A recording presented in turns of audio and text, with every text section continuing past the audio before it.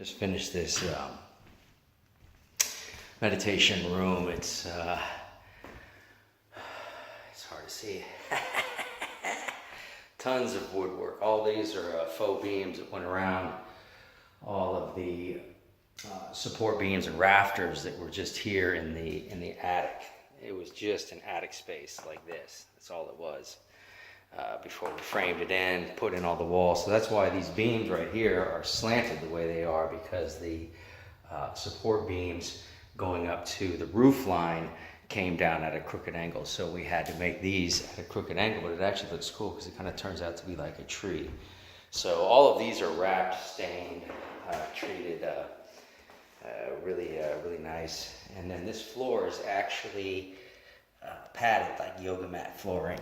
So this is all yoga mat flooring, faux wood yoga mat flooring. A little stage kind of area over there. But you can see that the skylights are all in, everything's situated, everything's in good order. And that's a wrap on this. It turned out badass though. God, it's hot up here. Look at that work with Mr. Steve McQueen. Ever need anything done in Texas? Look up Steve McQueen Construction. He's the man for it.